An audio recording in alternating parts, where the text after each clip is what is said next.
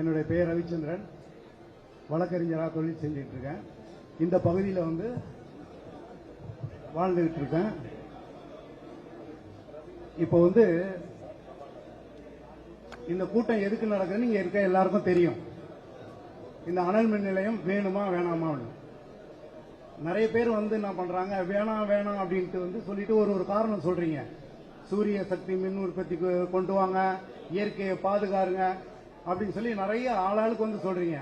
இதெல்லாம் நீங்க எங்க சொல்லணும் அப்படின்னா, இங்க கலெக்டர் உட்கார்ந்துருக்காங்க, அரசாங்கம் இருக்கு, அங்க போய் சொல்லுங்க. இந்த மக்கள் வந்து இங்க பாதிக்கப்பட்டிருக்காங்க, இவங்களுக்கு வந்து இந்த அனல் மின் வேணாம், நாங்க சூரிய சக்தி மின் உற்பத்தியை நீங்க கொண்டு வந்து கொடுங்க, அவங்களுக்கு அவங்க நல்லா இருப்பாங்க அப்படின்னு சொல்லி. இங்க வேலை வாய்ப்பு இல்லைன்னு அரசாங்கம் சொல்லுது. 33% இளைஞர்கள் இங்க வேலை வாய்ப்பு இல்லாம இருக்காங்க. இந்த 33% இளைஞர்கள் ஏன் வேலை வாய்ப்பு இல்லாம இருக்காங்க? இங்க இருந்த ஒரு நிறுவனம் வந்து மூடப்பட்டுருச்சு. அவங்க எல்லாம் அங்க வேலை பார்த்துக்கிட்டு இருந்தாங்க. அவங்க எல்லாம் இன்னைக்கு என்ன பண்றாங்க, ஆட்டோ ஓட்டுறாங்க, ரிக்ஷா ஓட்டுறாங்க, இது மாதிரி வந்து வேற வேற தொழில்களுக்கு செஞ்சு கஷ்டப்பட்டுக்கிட்டு இருக்காங்க. நீங்க வந்து ஈஸியா எங்களை சொல்லிட்டு போறீங்க, இந்த அனல் மின் நிலையம் வேணாம், இந்த அனல் ஆளாளுக்கு 4 புக் எடுத்து வரீங்க, 4 பேப்பர் எடுத்து வரீங்க. நான் வந்து 15 வயசுல இருந்து அரசாங்கத்துக்கு எதிராக போராடினேன். புரட்சிகர இயக்கத்தில் இருந்திருக்கேன், ஒடுக்கப்பட்டோர் விடுதலை இயக்கத்தில் இருந்திருக்கேன், விடுதலை சிறுத்தைகள் இயக்கத்தில் இருந்திருக்கேன். இப்ப நான் எந்த கட்சியிலையும் இல்லை. நானும் வந்து அரசாங்கத்துக்கு எதிராக போராடினவன் தான். ஆனா இந்த திட்டம் வேணும். ஏன் வேணும்? இங்க இருக்கக்கூடிய மக்கள் வந்து முதல்ல சாப்பிடணும். நான் எதிர்த்து போராடணும்னா எனக்கு வந்து உடம்புல வந்து தெம்பு வேணும். அப்போ எனக்கு வந்து வாழ்வாதாரம் வந்து ஏதாவது ஒரு வேலை செஞ்சாதான் நான் வந்து பிழைக்க முடியும். 1989 வந்து வட சென்னையில வந்து ஒரே ஒரு அனல் மின் நிலையம் கொண்டு வந்தாங்க தமிழ்நாடு அரசு. அந்த ஒரு அனல் மின் நிலையம் இன்னைக்கு எத்தனை தொழிற்சாலையா மாறி இருக்கு. அங்க இருந்த மக்களுடைய வாழ்க்கை 33 வருஷத்துக்கு முன்னாடி எப்படி இருந்துச்சு? 1970 இங்க ஒரு தொழிற்சாலை வந்துச்சு, முதல் அனல் மின் நிலையம். பர்மால இருந்து வந்த ஆயிரக்கணக்கான மக்கள் வந்து இங்கதான் நாங்க வசிச்சோம். இங்க இருக்கக்கூடிய மீனவ மக்கள் வந்து மீன்பிடி தொழில், எங்களுக்கு வேற எந்த தொழிலும் இல்ல. ஆனா இந்த அனல் மின் நிலையம் தான் இத்தனை மக்களுக்கும் சாப்பாடு போட்டுச்சு, காப்பாத்துனுச்சு. அந்த நன்றி உணர்ச்சி எங்களுக்கு நிறைய இருக்கு. அதே மாதிரி எங்களுடைய மக்களுக்கு வந்து தொழில் வேணும். இங்க இருக்கக்கூடிய மீனவ மக்களுக்கும் இங்க இருக்கக்கூடிய பர்மா தமிழர் மக்களும் நாங்க மட்டும்தான் இங்க சுத்தி வாழ்றோம். யாரா ஒரு கிராம மக்கள் வாழ்றாங்க.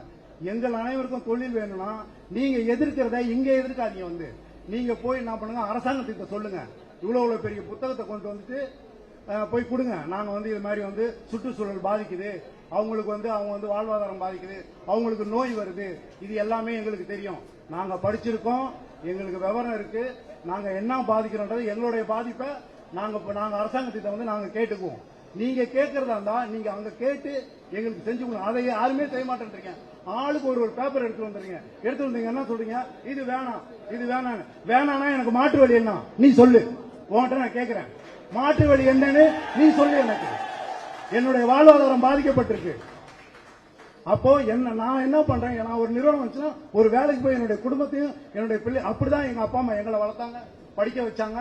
நாங்க இன்னைக்கு வந்து ஒரு நிலைமையில இருக்கோம். அப்ப இந்த மாதிரி வந்தாதான் அடுத்த தலைமுறை என்ன பண்ணோம், வேலை வாய்ப்பை தேடி இது பண்ணோம். நீங்க அதெல்லாம் விட்டுறீங்க. நீங்க முதல்ல எங்களுக்கு போய் 60% இங்க வர்ற நிறுவனத்துல வேலை வாய்ப்பு வாங்கி கொடுங்க.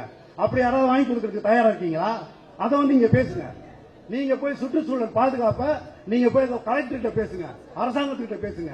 அதெல்லாம் விட்டுறீங்க, நேரா இங்க வந்துடுறீங்க. லெட்டர் பேக் அத்தனை காட்டுங்க. என்னுடைய கருத்தை நான் சொல்லுவேன். உங்க யாருக்கும் இந்த ப்ராஜெக்ட் வரக்கூடாதுன்னு சொல்றதுக்கு எந்த ரைட்ஸ் இல்ல. இங்க வாழக்கூடிய மண்ணின் மைந்தர்கள் நாங்க மட்டும்தான் ரைட்ஸ் எங்களுக்கு தான் இருக்கு. இங்க வந்த தொழிற்சாலைகள்னால எல்லாருடைய பினான்சியலா எல்லாம் டெவலப் ஆனாங்களே ஒழிய யாரும் வந்து கீழே போகல. நீங்க ஏதோ ஒரு இயக்கம் ஆயிட்டீங்க, நீங்க உங்களை கருத்தை சொல்லணுன்றதுக்காக இங்க வந்து என்ன பண்றீங்க, எதிர்ப்பு தெரிவிச்சுக்கிட்டு இருக்கீங்க.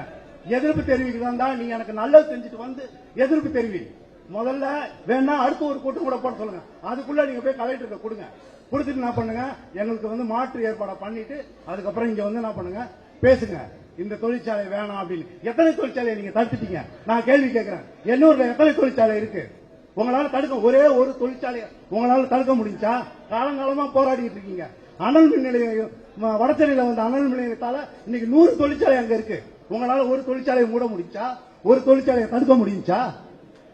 வந்துடுறீங்க பேசுறதுக்கு, தடுக்கிறது வேணாம் வேணாம்னு சொல்லிட்டு வேணான்னு சொன்னா நீ மாற்று ரெமடியை ஏற்படுத்திட்டு எனக்கு வந்து வேணான்னு சொல்லு. உன்னால எந்த தொழிற்சாலையும் தடுக்க முடியாது. வாய்ப்புக்கு நன்றி கூறி விடைபெறுகிறேன். நன்றி.